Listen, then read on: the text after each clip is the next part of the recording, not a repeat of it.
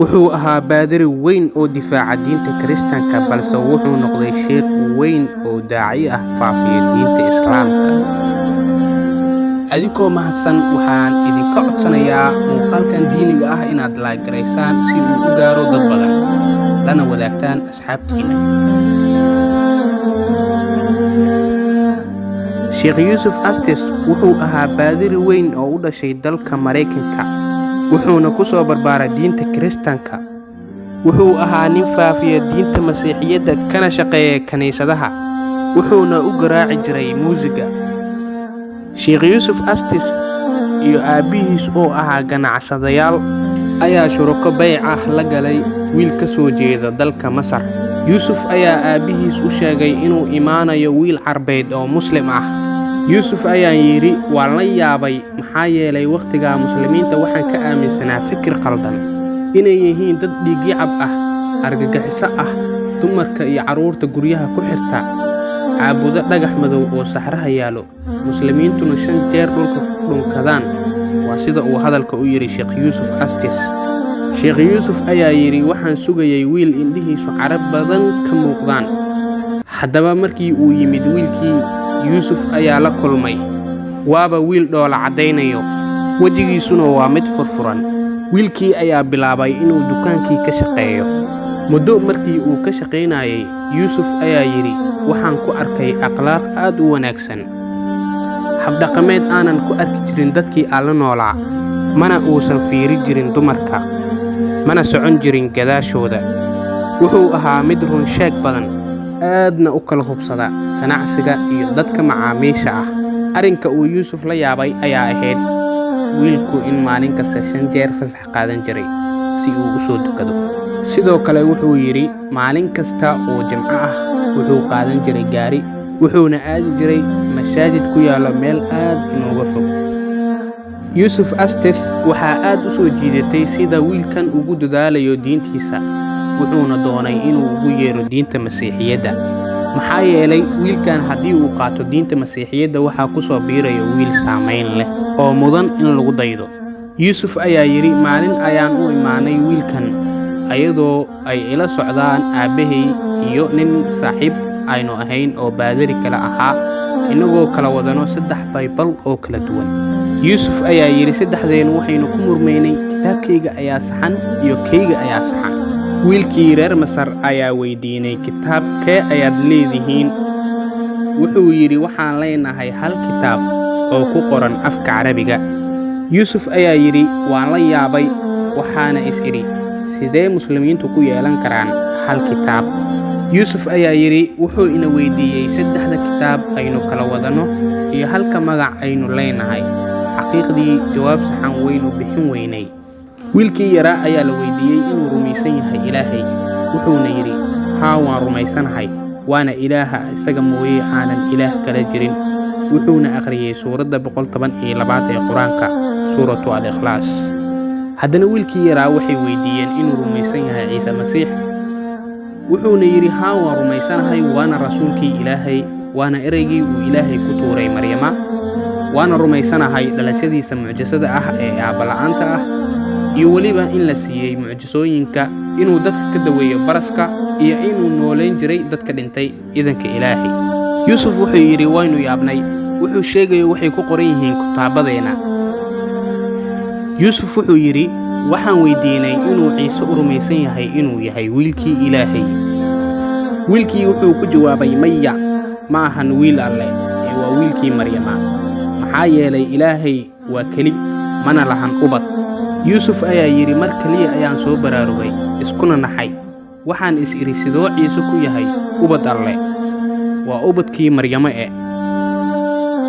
Muddo markii uu joogay wiilkii, waxa uu saameeyey dadkii deegaanka oo dhan. Muddo yar kadib waxaa doonay inuu islaamo nin ay saaxiibo ahaayeen Yuusuf. Waxa uu aaday masjidka, kadibna waxa uu arkay sida ay Muslimiinta u dukanayaan. Markii uu soo laabtay ayuu la kulmay saaxiibkiis Yuusuf Estes. Wuxuuna weydiiyey, maxay suubinayeen? Miyay isqarxinayeen? Maxaad ku soo aragtay masjidka? Mar ayay wada istaageen oo ay salaad wada xirteen. Kadib ayay wada fariisteen. kadib ayay wada foorarsadeen. kadibna waxaa dhacay, miyay isqarxinayeen ayuu weydiinayaa yuusuf astes saaxiibkiisii tegay masaajidka. wuxuu ugu jawaabay maya. wuxuu isleeyahay miyay isqarxin doonaan oo miyay islay doonaan, balse wuxuu ugu soo dhammeeyey si nabad ah ayay ku salaam naqsadeen oo ay ku kala dareereen. ninkii ayaa doonay inuu xaaskiisa u sheego inuu doonayo inuu islaamo, balse markii gabadhii ay ka furtay gurigaba waxa ay ka dalbatay furiin, ayadoo gabadhu ku dhahayso waxaan ahay muslimad, diintayduna ma oggolo inaan xiriir kula wadaago. yuusuf oo doonaya inuu islaamo ayaa u tegay wiilkii carbeed ee masaariga ahaa. wuxuu bilaabay su'aalo badan, balse wiilkii oo ahaa mid aad u caqli badan ayaa fahmay ujeedka yuusuf. waxa uuna ku yidhi, dhibaatadu ma aha adiga iyo qoyskaaga, adiga iyo hantidaada, adiga iyo dadka aad la nooshahay, ee dhibaatadu waa midda idinka dhexayso adiga iyo ilaahay. subxaana allah. yuusuf ayaa yidhi, maalinkaa waxaan aaday meel cidlo ah, waana sujuuday, waxaana dhahay, ilaahayow isoo hanuuni. muddo kadib, walwal iyo shaki badan kadib, waxaa islaamnimadii qaatay sheekh yuusuf astes, waxaana tawxiidka u qabtay wiilkii reer masar. yuusuf maanta wuxuu aaminsan yahay qaabka ugu wanaagsan ee dadka diinta loogu yeeri karo inay tahay habdhaqanka wanaagsan iyo ku dhaqanka diinta islaamka. maanta yuusuf astes waa daaci caan ah oo dunida gaarsiiyo diinta islaamka, waxaana gacantiisa ku soo islaamay dad tiro badan oo ay ku jiraan rag iyo dumar baadariyaal ahaa.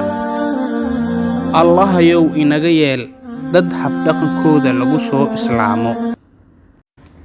muuqaalkan yar waxaan ku daawan doonnaa sheekh yuusuf astes oo fadhiyo tv-ga alhuda. weliba tv-ga oo live ku jiro ayaa si kadis ah loogu keeni doonaa sheekh yuusuf ninkii ashahaatinka u qabtay ee u sababta ahaa inuu islaamo sheekh yuusuf astes. By the way, I got you a surprise. Yeah? Guess. Surprise. Guess. I don't know, some more programs? Just hold on. What? Second. He's the regional manager, regional director of Huda. Huda, yeah. Yeah, in Cairo. Here we go. Do you know this guy? Muhammad? السلام عليكم ورحمة الله. Habibi Sheikh Yusuf. Oh my gosh. Unbelievable. How are you?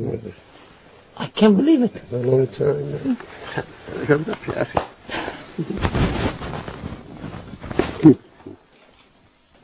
How are you, man?